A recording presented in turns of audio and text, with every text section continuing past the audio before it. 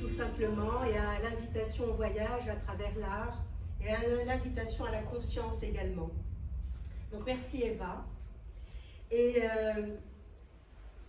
c'est un remerciement parce que Eva, suite à plusieurs échanges, nous offre finalement la possibilité ou l'occasion de nous rassembler aujourd'hui autour d'une peinture célébrissime et énigmatique qui appartient à l'histoire de l'humanité.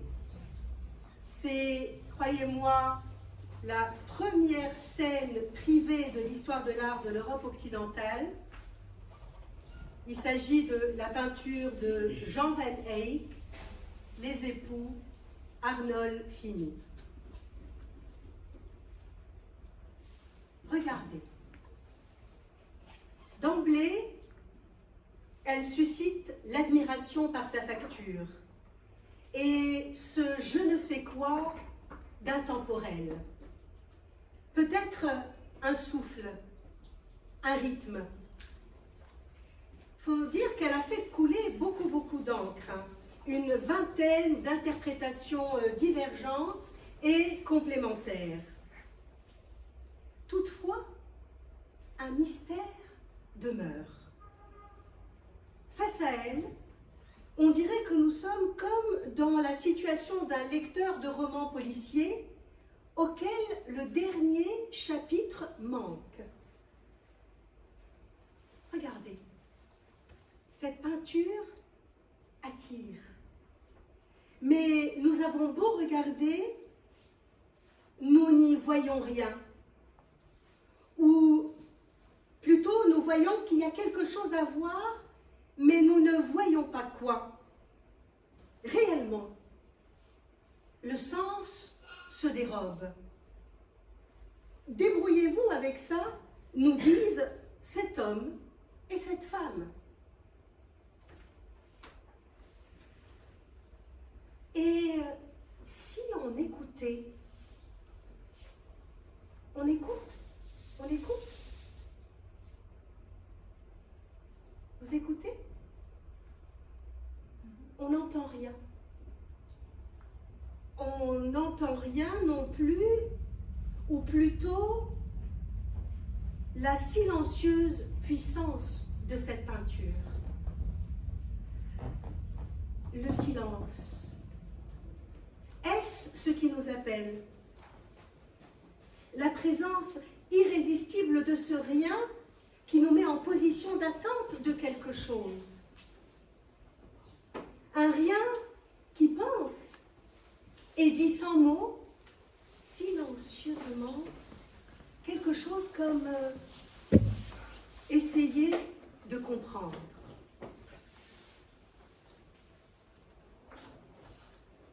Nous allons donc ensemble parcourir ce chef-d'œuvre pour tenter d'élucider ce qui nous échappe. Reste qu'avant l'investigation, il me semble nécessaire de préciser qu'il ne s'agit pas ici de signifier, de déterminer le regard, mais d'élargir sa perception ou sa faculté perceptive, sa faculté de juger et l'amener à découvrir de nouveaux rapports au monde.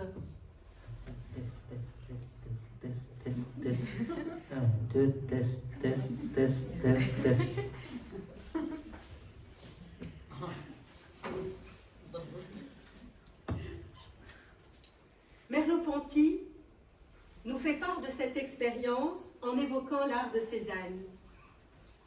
Je cite: « La coupe de fruits sur la table de la cuisine est bien perçue par la cuisinière.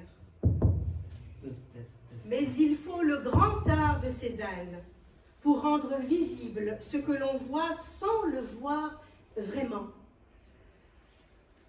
La profondeur, le velouté, la mollesse, la dureté même des objets. Cézanne disait aussi leur odeur. À travers ce vécu des fruits cézanniens, par exemple, Nous entendons ainsi que regarder vraiment une œuvre d'art est bel et bien dépasser le niveau des significations pour accéder à une perception en quelque sorte immédiate des choses.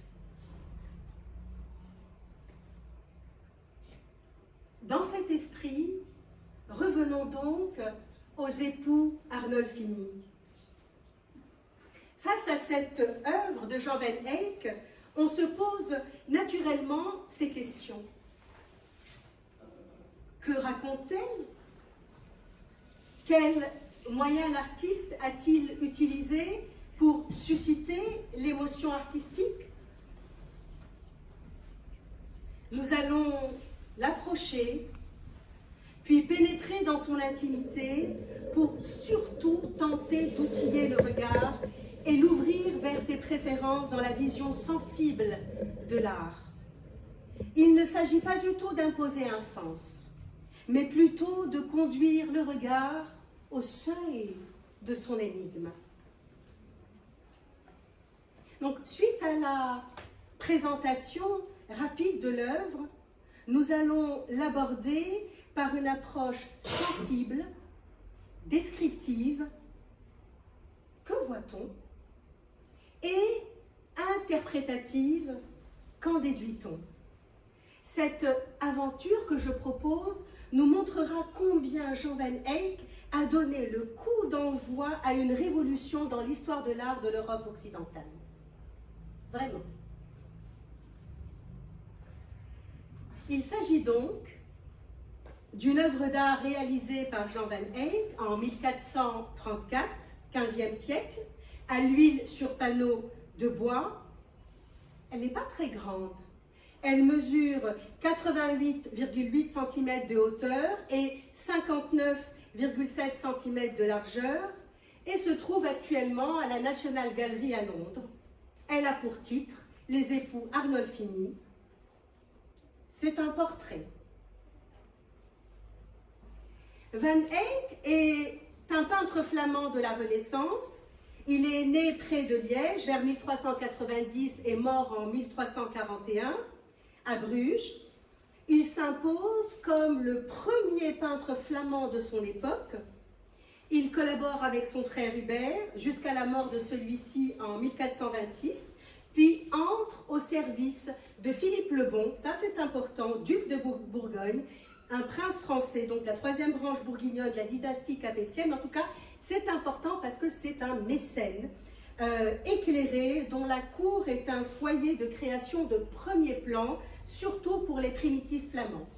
Les mécènes sont très importants pour les artistes, évidemment. Son activité s'est surtout exercée, Jean Van Eyck, dans cette partie des Pays-Bas correspondant à la Belgique actuelle. Il s'agit donc de ce grand mécène, Philippe le Bon, duc de Bourgogne. L'œuvre conservée de l'artiste ne comprend guère que 35 numéros. Pas beaucoup d'œuvres, 35 pièces, voyez-vous?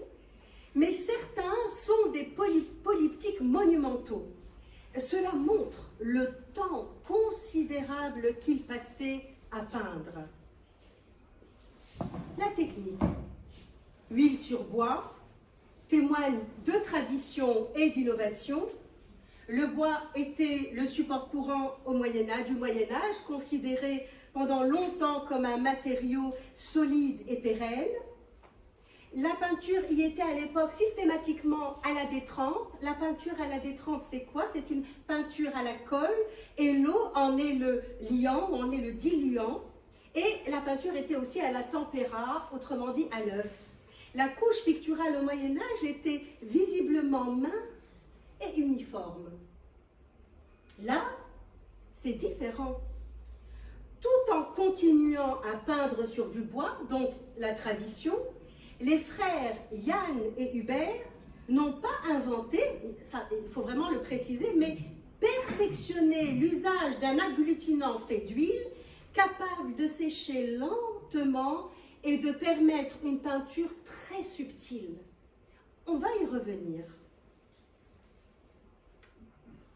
C'est un portrait un genre autonome à partir de la Renaissance. Le portrait était à l'époque religieux et commémoratif, avant, jusqu'au XVe siècle. Nous y reviendrons parce que c'est important. Le titre, Les époux Arnolfini, mais attention, c'est un titre qui a été attribué par commodité. Pourquoi? Parce qu'il faut noter que jusqu'à l'invention des salons, au XVIIe siècle, au XVIIIe siècle, les peintures n'ont pas de titre au sens où nous entendons ce mot. Au moment où un marché de l'art apparaît, exposition et catalogue rendent nécessaire qu'une composition se reconnaisse par un titre. Mais, voyez-vous, c'est un titre par commodité, c'est très important de le dire. Ça, là, les titres à partir du XVIIe et XVIIIe siècle. D'où la confusion et la multiplicité des interprétations. Certains pensent que les personnages représentés sont Van Eyck et sa femme, Marguerite. D'autres, les époux Arnolfini. Et tout ça parce que, voyez-vous, il y a des dates que j'ai lues et autres indications qui sèment vraiment le doute.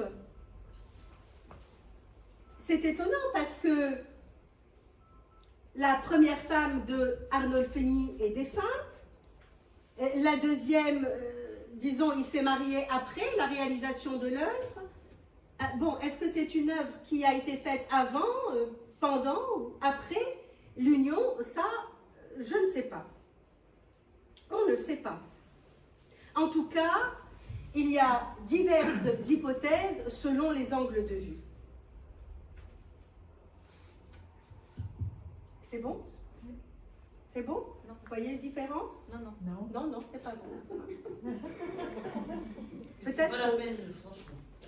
Non, mais elle se fait pas la Vous entendez bien? Ouais, Ça va? Oui, bien. Derrière? Mes amis? On entend très bien. Vous entendez bien? Et c'est ce délire de répondre.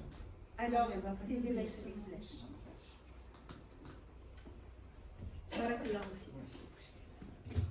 Je vais vous parler rapidement de la dimension, c'est important. Elle est petite, hein. Je vous ai dit qu'elle était petite, qu'elle est petite, 81,8 sur 59,7, merci Eva. Cela nous permet de nous faire une idée juste de l'aspect et du choix de l'artiste, du choix que l'artiste fait. Quel est son choix? Van Eyck fait le choix de ne pas sacrifier les détails et attend que le spectateur s'approche pour mieux entrer dans l'œuvre. Approchons-nous. Avant tout, retenons une des interprétations pour aider notre exploration. Le tableau représente Giovanni Arnolfini, un riche marchand de tissus italien installé à Bruges, et sa future jeune épouse, Giovanna Senani, à l'occasion de leurs noces. Il s'agit probablement, il s'agit d'une cérémonie privée qui se déroule dans la chambre nuptiale, au cours de laquelle les époux se prêtent serment. Au XVe siècle, en Flandre, la présence d'un prêtre n'était pas du tout obligatoire. L'œuvre a été commandée à Van Eyck par Giovanni Arnolfini, qui souhaitait garder un témoignage de l'événement. Croyez-moi, il y a encore d'autres interprétations, mais je leur ai dit, nous commençons doucement par celle-ci. Le tableau est composé de cette façon. L'espace est divisé en deux, dans le sens de la hauteur. À gauche, le marchand. À droite, sa femme. Les deux debout, n'est-ce pas? Les deux debout dans une chambre confortablement meublée où règne une douce et chaude lumière. Lui, distant, le teint, vous voyez, pâle, très fin, inquiet, regardant le vide. Il y a même un léger strabisme à l'œil gauche qui tend vers l'intérieur du tableau. Il est coiffé d'un chapeau noir à large bord, chaussé de noir, n'est-ce pas? Également vêtu d'une huque de velours violet, un pourpoint noir aussi doublé de zibeline, c'est la fourrure. Il est du côté de la fenêtre qui laisse passer la lumière du jour et éclaire le fond de la pièce. C'est l'homme de l'extérieur, l'homme des affaires. Il lève la main droite comme pour se protéger ou faire une promesse, peut-être, un serment de fidélité. La femme, plus pâle encore, mais moins austère. Le front très dégagé selon la mode de l'époque. Elle est coiffée de la huve, c'est le fameux bonnet de la huve blanche des épousées, sorte de cornette qui lui tombe sur les épaules. Elle porte une robe bleue sous un ample surcot vert forêt et bordé d'hermine, serrée à la taille par une ceinture rouge clair. La traîne du surcot, voyez-vous, est ramenée sur son ventre de la main gauche. Elle est du côté du lit, c'est l'épouse dans le foyer familial. Elle a la main gauche, je le redis, posée sur son ventre. L'attitude suggérerait une promesse de fidélité et de fertilité future, peut-être.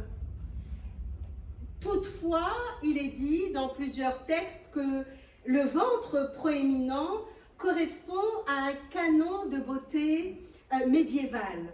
Donc, est-elle enceinte ou pas? On ne sait pas. Rien ne nous dit qu'elle n'est pas enceinte, en tout cas c'est un mystère. Si elle est enceinte, enfin on ne sait pas. En tout cas, les noces se passent dans un lieu intime, comme si quelque chose était à cacher ou on ne sait pas. Plusieurs interprétations. Je vous demande, s'il vous plaît, d'observer la symétrie de la composition. Elle viendrait affermir la solennité de la scène et renforcer la glorification du sacrement de mariage.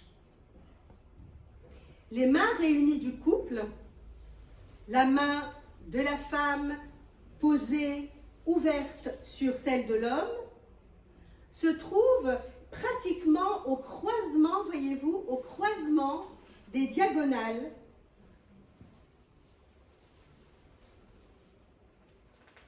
au centre du tableau, vraiment. Voyez? Juste en dessous, regardez, au premier plan, un petit chien, un griffon. Il représente probablement la vertu chrétienne de la fidélité, mais il peut représenter aussi autre chose parce que, entre autres représentations découvertes, il est aussi, ce petit griffon, associé aux pratiques sexuelles. On le trouve souvent dans les scènes de naissance, dans d'autres peintures. Et voyez, ici, plus à gauche, là, du griffon, il y a une paire de chaussures. On retrouve derrière une autre paire de chaussures rouges, donc à l'arrière-plan. Elles sont plutôt de taille réduite et moins détaillées. Les souliers de bois, selon les écrits, rappellent l'ordre de Yahvé à Moïse quand il s'est manifesté à lui. S'il voulait l'approcher, Moïse devait ôter ses chaussures en signe de respect. On pourrait croire qu'ici, symboliquement, l'homme doit avancer vers le corps de la femme dans le même état d'esprit. C'est-à-dire, se déchausser est un signe de respect. Serait un signe de respect, mais au seuil de l'intimité de l'œuvre. encore autre chose et on peut y voir sans lire encore autre chose. Par ailleurs, le déchaussement est aussi un prélude à l'amour. Et j'ai découvert un proverbe flamand, peinture flamande, un proverbe flamand qui dit « Accoucher facilement côté ses chaussures ». Un indice intéressant à prendre en considération. Arrêtons-nous là un instant. Vraiment, les détails prolifèrent. L'importance accordée au métier du détail n'a jamais été aussi forte qu'en Hollande. La peinture se fait entendre par la précision calculée de ces détails ici. Donc, c'est manifeste. Le sujet de cette œuvre d'art est probablement le portrait des époux Arnolfini, leur union maritale en particulier. Alors, tiens, je vais me contredire, des fiançailles, ou en tout cas je vais semer le doute encore. Est-ce un mariage officiel ou plutôt morganatique? L'identité de ce couple vraiment se pose toujours. En tout cas, Van Eyck est un des premiers artistes à peindre des portraits. C'est important ça. Conséquence d'une prise de conscience de l'individu qui commence à s'articuler à cette époque. En effet, c'est le temps de l'humanisme, de la Renaissance, un grand bouleversement culturel qui concourt à valoriser l'homme dans son individualité, favorisant corollairement l'élan du portrait et son autonomie. Non, l'homme n'est plus celui du Moyen-Âge, entendu exclusivement comme pauvre pécheur, ne devant vivre que dans la peur de l'enfer et l'espoir du salut, à travers bien entendu l'expiation tout au long de sa vie. Désormais, il peut aspirer à un idéal d'épanouissement fondé sur le savoir, par un retour aux sources de la sagesse antique et de l'Évangile. C'était le temps de l'exploration du monde, de la révolution copernicienne et autres progrès des sciences, invitant désormais à faire confiance au pouvoir de l'homme pour un idéal de paix et de sagesse. De fait, pour la première fois, des peintres, comme tout le reste du monde de ce temps-là, de cette Europe occidentale, de ce monde finalement moderne, pour la première fois des peintres adossés aussi au drame de l'infini, observent le monde qui les entoure et cherchent à reproduire le plus fidèlement possible. Ils cherchent à le reproduire le plus fidèlement possible pour mieux se penser et tendre vers la perfection. Le réalisme, à travers le souci du détail vrai, est au rendez-vous. Au Moyen-Âge, superstition oblige, le portrait était considéré comme un double maléfique, susceptible de voler l'âme de son modèle. C'est pour cette raison que jusqu'à la Renaissance, ce genre est réduit à l'art funéraire, ou bien, dans le cadre de la peinture religieuse, l'Église acceptait les portraits, mais les portraits des saints, particulièrement codifiés, et bien entendu, refusait absolument le portrait du temporel, qui, attention, petit à petit, va entrer dans les églises par le biais des peintures commémoratives. Regardez bien cette œuvre d'art, vous allez voir, je vais agrandir, les détails vraiment foisonnent. Je ne peux pas tout dire, je ne peux pas vraiment tout à l'heure, je faisais défiler les images et croyez-moi que j'ai découvert de nouveaux détails. Je vais vous les dire. Voilà ce que je viens de voir que je n'avais pas vu. En tout cas, il faut une loupe pour tout voir. C'est un inextricable labyrinthe de détails. D'ailleurs, le grand historien d'art Erwin Panofsky dit d'ailleurs de Jan van Eyck qu'il a l'œil qui fonctionne comme un télescope et un microscope. Il faut dire que 70 ans plus tard, ou 75 pardon, ces deux instruments extraordinaires ont été inventés aux Pays-Bas. Toutefois, encore l'envie d'apprécier quelques détails. Vous allez voir par leur dégustation que s'ancre et se développe le plaisir du tableau, au risque d'en défaire un temps son unité. On prend ce risque. Regardez, juste au-dessus des mains réunies, ici. Voyez une petite chose là? Juste au-dessus des mains réunies. Voyez là? Sur l'extrémité haute et droite de la banquette, voyez? Dans l'axe central de la fidélité du chien, voyez? Il y a un petit diablotin. Il semble surveiller quelque chose, mais voilà ce que j'ai vu tout à l'heure. Le deuxième, je ne l'ai pas étudié. Il est là. Il est là. Et je suis sûre qu'il y en a encore plein d'autres détails que je n'ai pas encore vus. Bon, on va se contenter aujourd'hui de celui-ci. Alors, il y en a 3. Mariam, où est-ce que tu as vu le troisième? 1, 2. Il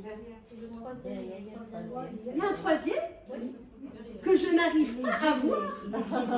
Toujours pas à voir. On le devine extraordinaire. Voilà toute, on va dire, la beauté de cette œuvre d'art. Il pourrait venir perturber la sérénité du couple, ce diablotin. Finalement, comme les fruits, vous voyez là, ici, sur l'appui de la fenêtre et sur le meuble en dessous, symbolisant probablement le fruit défendu qu'Ève a fait manger à Adam et symbolisant aussi le péché de concupiscence. C'est les penchants pour les plaisirs sensuels entre l'homme et la femme. Ils sont du côté de l'homme. Ça veut rien dire. Tu attendais voir. La femme en dit long également dans ce sens. Cependant, dans la suite du parcours, le danger du péché est contré par une statue. Il s'agit d'une sainte en prière, probablement Sainte Marguerite. Elle est où? Elle est là. Et elle a quelque chose. Cette statue qui est, n'est-ce pas, ici, vous voyez, Sainte Marguerite, là, en haut, sur le lit conjugal. On dirait qu'elle vient protéger. D'ailleurs, on dit que Sainte Marguerite... Ah, et j'avais pas vu... Pardon, excusez-moi. Voyez le petit monstre là? Alors, il est dit que Sainte Marguerite a été avalée par un monstre et elle est arrivée à s'extirper du ventre de ce monstre en le tranchant grâce à un crucifix. Et ça a été considéré comme un miracle. Finalement, ils se sont dit, elle ne peut être qu'une protectrice et on va décider qu'elle sera la protectrice des accouchés. Donc, finalement, tout comme, vous voyez, là, il y a un chapelet. Là, il y a une bougie allumée. À l'époque, dans la conception de l'époque, Dieu est la lumière. Et la fameuse Marguerite. Donc, tout comme voyez-vous, Sainte Marguerite, pardon, le chapelet, c'est un chapelet bien entendu à prière, il est à gauche de la scène, Et cette seule chandelle allumée, peut-être la lumière divine, eh bien, tout comme ces deux éléments, voyez, eh bien, la sainte en prière veillerait sur cette union qui semble digne.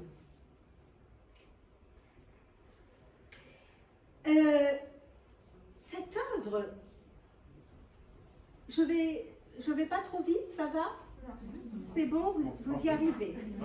Formidable. Alors, cette œuvre nous montre clairement que nous sommes ici face à une étude de l'homme pour mieux se rapprocher de Dieu. Vous voyez? Et ça, c'est pleinement humaniste et renaissant. Au XVe siècle, ce n'est pas parce que l'artiste s'intéresse à l'homme qu'il est hostile à la religion. Oui, en effet, Dieu ici n'est pas le sujet principal du tableau, c'est le couple qui est au centre des préoccupations, des questions. Finalement, le tableau n'est plus ornement religieux, mais une fenêtre ouverte sur le monde où, toutefois, attention, ça persiste, les références religieuses cachées règlent encore la vie des hommes et la vie de ces personnages en l'occurrence.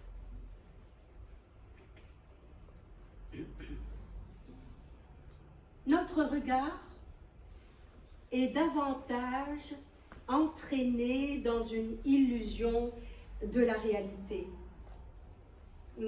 certes énigmatique, à travers la suggestion, vous voyez, de l'éloignement dans l'espace. Inévitable, hein, depuis le début de la rencontre de l'œuvre. Il y a notre regard qui plonge au fond. Il s'agit d'une perspective, attention, encore intuitive. Elle n'est pas tout à fait celle de la solution mathématique à l'illusion de la profondeur créée par le grand architecte Brunelleschi. Mais les Flamands étaient aussi autonomes et avaient créé leur propre perspective absolument pertinente, indépendamment du grand Alberti également. En effet, regardez, notre regard plonge immédiatement vers le fond de la scène. Vraiment, les époux nous y invitent très facilement, car ils ne nous regardent pas, ils ne se regardent pas vraiment, eux non plus, ils se tiennent même avec raideur, ils sont aussi écartés l'un de l'autre que l'action le permet. Leurs regards respectifs sont obliques de part et d'autre du tableau et semblent, voyez-vous, recueillis. C'est facile, regarde, notre regard, quand on a cette situation, c'est facile, notre regard converge comme envoûté vers un point de fuite qui se trouve au milieu, voyez-vous, d'un miroir imposant, convexe, imposant de 5 cm. Il est encadré de médaillons ne dépassant pas 1 cm de hauteur, représentant des scènes de la Passion du Christ. Regardez, regardez. 1 cm. Voyez-vous? Vous vous rendez compte? 5 cm de largeur, de diamètre, et 1 cm. Chaque centimètre, une scène de la Passion du Christ. Incroyable, incroyable. Cette subtilité, cette finesse. À partir du XVe siècle, il faut savoir que le miroir est un outil indispensable à nombre d'artistes soucieux de fonder sur le visible une nouvelle représentation du monde. Finalement, peindre un miroir pour Van Eyck revient donc à se mettre en scène, à peindre son instrument de travail. Et quelque part, c'est aussi rivaliser avec lui. Parce que le miroir, c'est celui qui voit tout. Et qui voit tout? Dieu, le diable. Car rien de la réalité n'échappe au miroir. Mais tout y est rendu à l'envers, tout de même. Et donc, convexe, déformant, ce miroir porte des symboles contradictoires. Le miroir est sagesse, mais aussi vanité. Se regarder dans un miroir, ce peut être apprendre à se connaître. Le connais-toi toi-même de Socrate. Mais ce peut être aussi se complaire de son image, Narcisse. Ce peut être accepter une vérité révélée ou, au contraire, s'accommoder de ce qui reste un simple reflet, une illusion. L'ambiguïté réside dans ce miroir. Qu'est-ce qu'il raconte? Qu'est-ce qu'il raconte? N'est-ce pas notre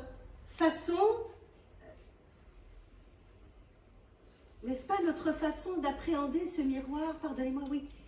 Est-ce que c'est pas notre façon d'appréhender ce miroir qui met en abîme l'espace de la pièce et nous renvoie à l'invisible dans le visible, à l'infiniment grand dans l'infiniment petit, en quelque sorte à la création et à son mystère, à laquelle d'ailleurs le peintre participe par son art. Il faut que je vous dise, entendons-nous bien, il est ce que vous avez là devant vos yeux. C'est un des miroirs, des plus célèbres miroirs de la peinture. C'est un des plus célèbres miroirs de la peinture.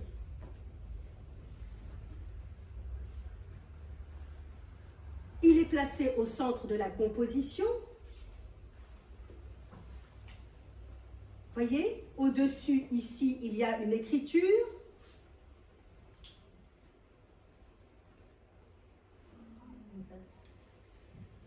Et le peintre a peint sa très apparente signature. Veut-il rappeler et souligner son importance? Et tout, c'est un indice, c'est une révélation même. N'est-ce pas l'expression du temps de la foi en l'homme et en ses capacités? Il est écrit exactement « Jean Van Eyck fut ici ». Nous sommes confrontés à plus qu'une signature. Il s'agit d'un témoignage, protocole visuel qui fait de l'image un acte officiel valant attestation. Vous vous rendez compte du rôle de la peinture désormais après le Moyen-Âge? Pour la première fois dans l'histoire de l'art, l'artiste est un parfait œil enregistreur, au centre des préoccupations de son œuvre. Parce que, notons qu'au Moyen-Âge, les artistes étaient considérés comme de simples artisans anonymes. Van Eyck fait donc partie des artistes précurseurs qui signent désormais leurs œuvres et qui deviennent connus de tous. Avant Van Eyck et quelques-uns de son époque, personne ne signait les œuvres d'art. Donc vous avez aussi ici le miroir le plus important de la peinture et les premières signatures au monde dans l'histoire de l'art de l'Europe occidentale. C'est quand même la rencontre d'un événement dans l'histoire de l'humanité.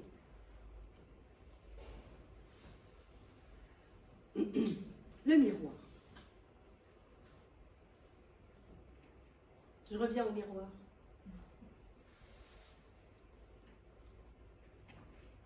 Est-ce que le miroir est le peintre lui-même? Est-ce qu'il serait ce troisième personnage?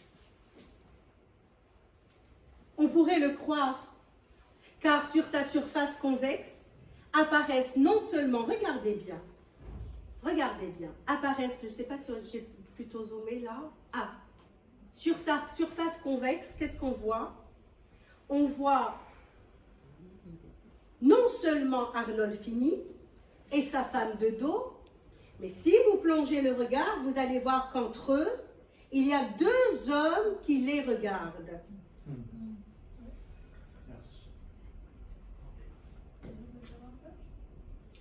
Voyez?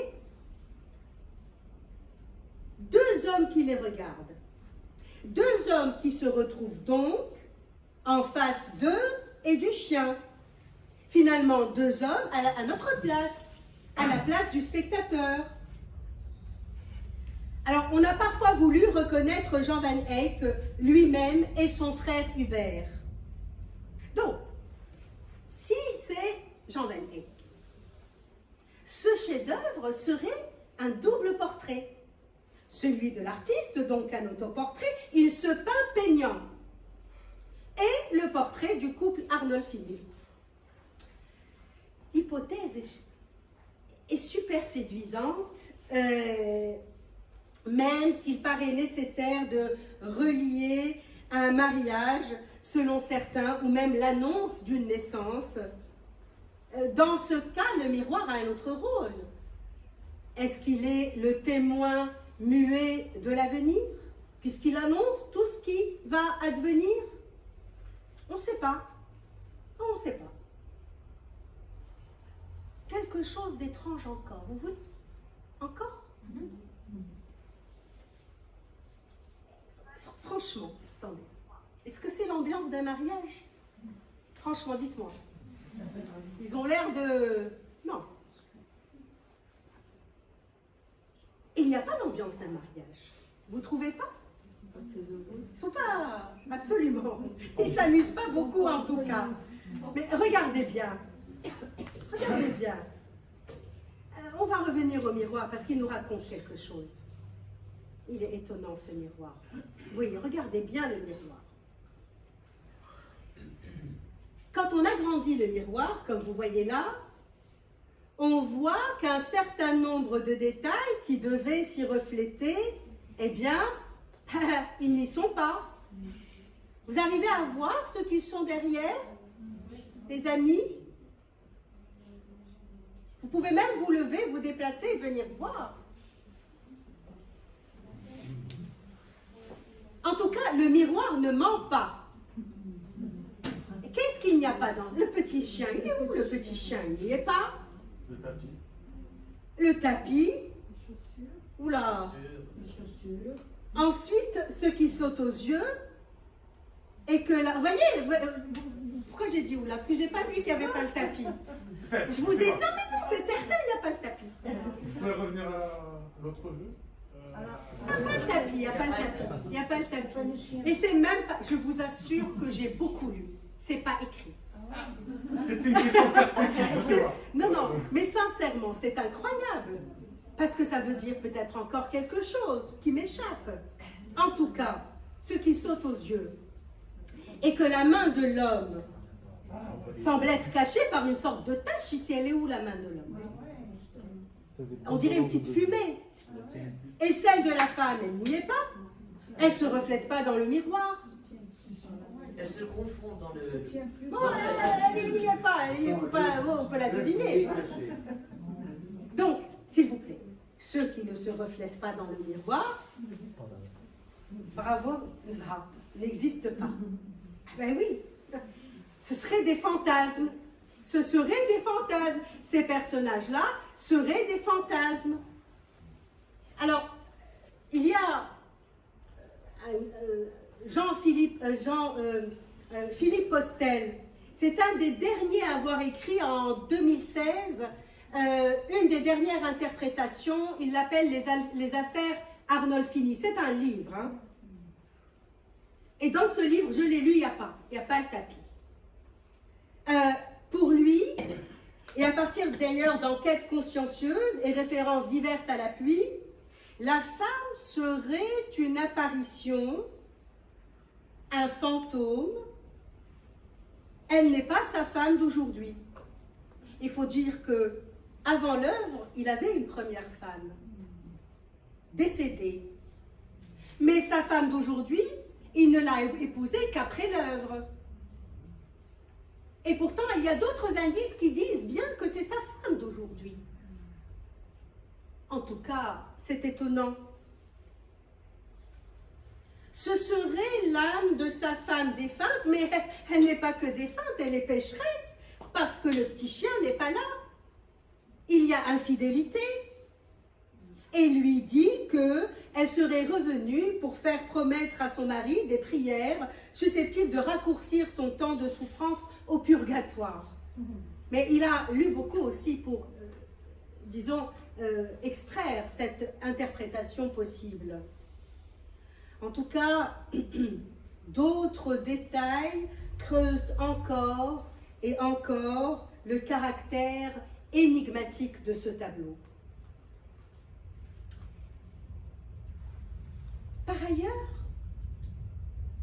si l'idée règne encore à la fin du XVe siècle que seuls les souverains sont dignes d'être représentés, nous comprenons quelque chose de très important à travers ce portrait, qu'il y a eu au XVe siècle un besoin d'image se fait jour, et ça va embrasser toutes les élites de la société.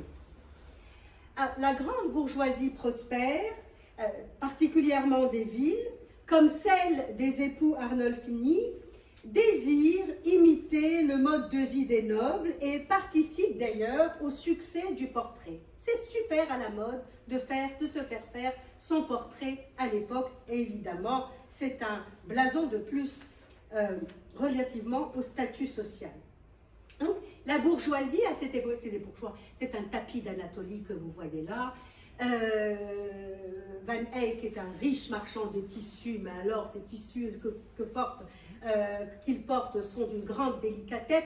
Et les oranges à l'époque, les oranges étaient considérées comme un temps très très cher. Alors, le fait qu'il y ait des oranges veut bien dire qu'il s'agit d'une grande bourgeoisie. Et cette grande bourgeoisie à l'époque était séduite par le reflet que lui renvoie la surface peinte, c'est vraiment le selfie, comme par celui d'un miroir. Véritablement, ce portrait raconte le confort, le luxe, vraiment dans lesquels se déroule la vie de ces riches bourgeois. Finalement, ici, le miroir devient un riche et précieux ornement. L'objet symbolique redevient simple signe de richesse comme tous les autres détails, merveilles de justesse qui pullulent dans l'œuvre. Regardez ces détails. Particulièrement captivant, vibrant. Regardez le chapelet, les perles de verre, cette translucidité, particulièrement captivant, vibrant, loin du hiératisme du Moyen-Âge.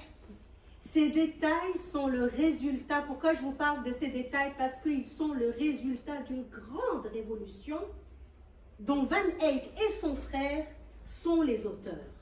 Une grande révolution dans la peinture.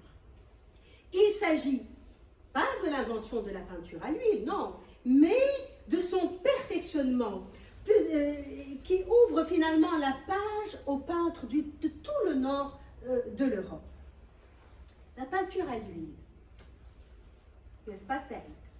Elle sèche lentement. Elle rend possible les retouches, la transparence, les pointes de lumière qui confèrent à l'image une matérialité presque tactile. Remarquez la virtuosité à faire naître dans la plus grande subtilité les bijoux. Vous avez vu la main avec les petites bagues au niveau à l'extrémité de ses doigts, l'ornement à l'extrémité de la manche, les dentelles, vous avez vu les soies, les étoffes, tout ça a de l'épaisseur, ils ont de l'épaisseur. la touche de lumière sur le lustre. Vous voyez les touches de lumière sur le lustre.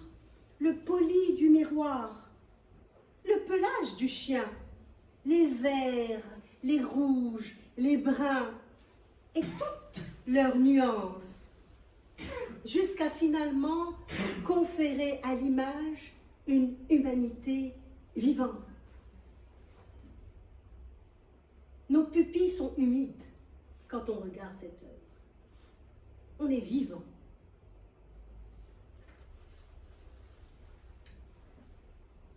On s'arrête un peu sur les couleurs. Elles ont une place majeure dans l'œuvre.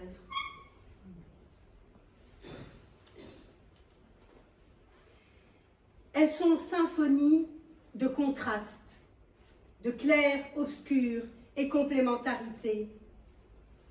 Regardez le rouge du lit conjugal. C'est la couleur complémentaire de l'étoffe verte de l'épouse. Cette opposition chaud et froid met en valeur réciproquement les deux couleurs. Ce contraste complémentaire fait de la couleur probablement l'expression de l'union maritale et terrestre du couple. Par ailleurs, regardez bien, les couleurs de toute la chambre et celles du manteau et chapeau de l'époux naissent du mélange entre le rouge et le vert. Ce sont des bruns. Les nuances obscurcies et éclaircies des bruns offrent au regard une atmosphère chaude et sécurisante, d'un intérieur d'ailleurs très enveloppant. C'est le foyer du mari protecteur et bienveillant, comme déjà mentionné. Intéressons-nous, regardez, aux pointes de lumière. Les pointes de lumière, c'est peut-être ce qui m'a le plus touchée.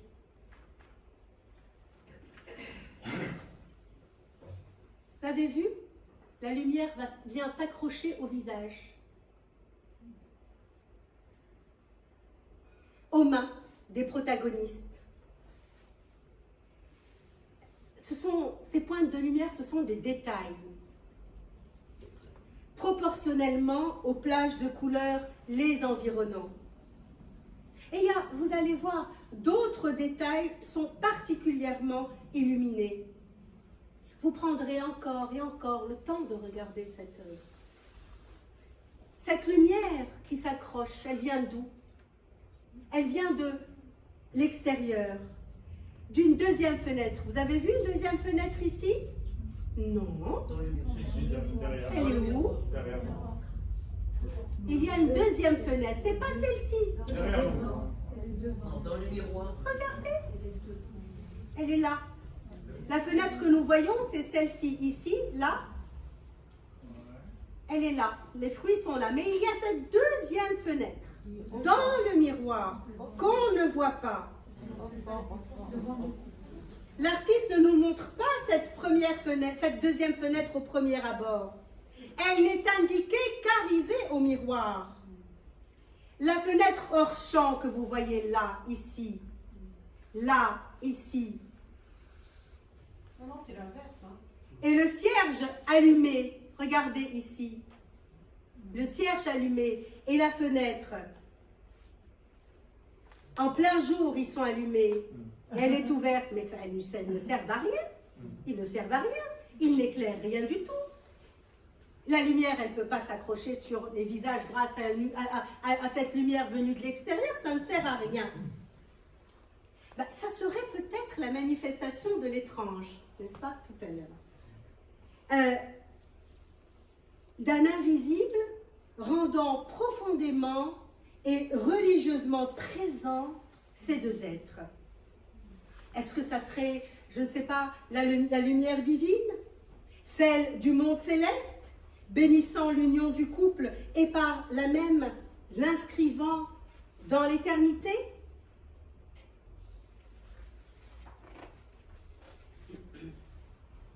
Les couleurs chez Van Eyck pensent. les capacités de Van Eyck étaient énormes. L'anatomie, la perspective, les proportions sont respectées. Il a créé un monde parfait où le monde terrestre et la vie divine se rejoignent, confondus dans un même réalisme, une même réalité. Laquelle? Celle de la Renaissance flamande.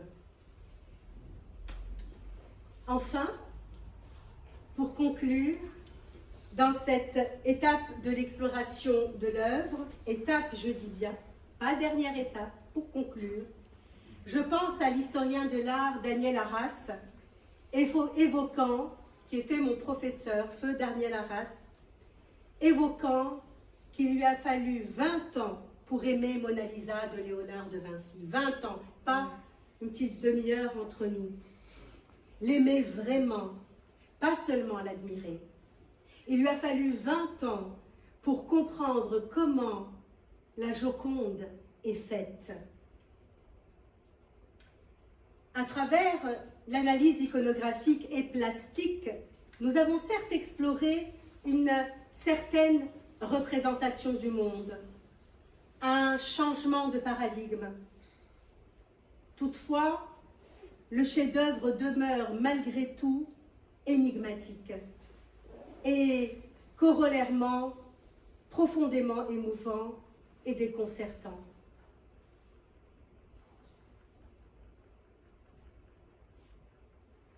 Regarder une œuvre d'art et outiller le regard, tout en acceptant aussi de ne pas vraiment tout saisir. Il ne s'agit pas ici de tout saisir, tout en acceptant aussi de ne pas comprendre. Ne pas comprendre d'ailleurs pour mieux voir. Qu'est-ce que voir? Peut-être à mes yeux, voir c'est ne pas oublier le langage, c'est-à-dire la poésie. Alors pour moi, cette peinture à un certain moment s'est levée. Elle s'est mise debout. Elle m'a prise. Elle m'a émue. J'espère vraiment que quelque chose est passé à travers le partage de cette émotion. Définitivement, regarder une œuvre d'art est, j'avoue, une tâche qui n'est pas facile, particulièrement aujourd'hui, dans notre monde d'écran, producteur souvent de clichés, et d'ailleurs, vous le voyez bien, de plus en plus nihiliste. Un monde au ventre encore fécond, d'où a surgi la bête immonde, comme l'évoque si justement Bertolt Brecht. Plus que jamais, être vigilant, autrement dit, outiller le regard, afin de nous épargner la prolifération et la dissémination des clichés, aussi de nous épargner un art de la distraction qui nous aveugle au lieu d'élargir notre perception. Il s'agit, s'il vous plaît, de devenir de véritables voyants, de croire dans ce monde-ci tel qu'il est et, en définitive, l'habiter en poète malgré tout.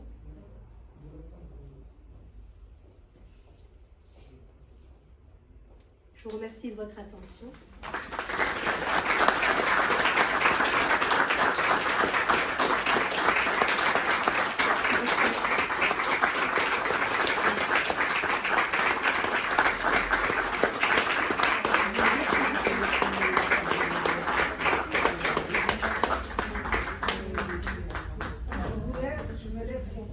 Merci beaucoup, merci. Van Eyck. Est-ce que tu acceptes un jeu de questions? Bien sûr, bien sûr. Tu as assez d'eau? Est-ce que tu veux dire? Non, ça va, merci beaucoup.